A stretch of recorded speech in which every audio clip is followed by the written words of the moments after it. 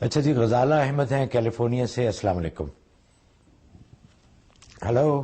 السلام علیکم. جی وعلیکم السلام، فرمائیے. مفتی صاحب سے مجھے بات کرنی ہے. جی فرمائیے.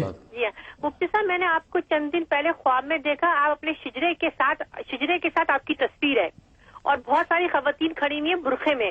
میں نے ان کے چہرے نہیں دیکھے، سب کھڑے ہو کے پنسورا پڑھ رہی ہیں. پنسورا پڑھ کے ہم لوگ آپ کی طرف سے نا الٹا چل رہے ہیں، تاکہ آپ کی طرف سے نا ہماری مطلب کمر نہ ہو.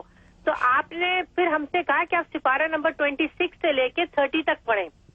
اور کسی خاتون نے کوئی سوال آپ سے کرا، وہ میری سمجھ میں نہیں آیا، کچھ طلاق کے بارے میں. تو آپ نے کہا ہمارے چشتیہ میں ایسا نہیں ہوتا، کچھ ایسا کہا. لیکن اس کے بعد بس یہ بات مجھے سمجھ میں آئی کہ آپ نے کہا سپارہ نمبر 26 سے لے کے 30 تک پڑھیں آپ.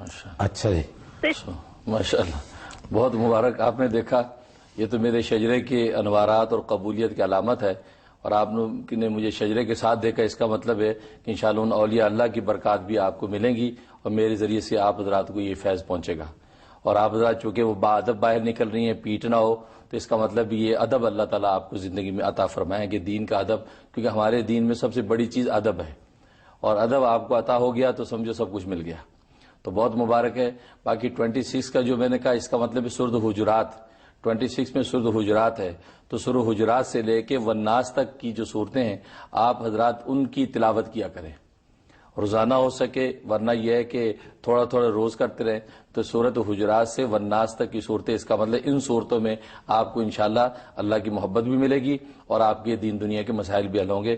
اس حصے کی آپ تلاوت کا اہتمام کریں. بہت مبارک ہے. میں بھی دل سے دعا کرتا ہوں اور اللہ کا شکر گزار ہوں. ماشاء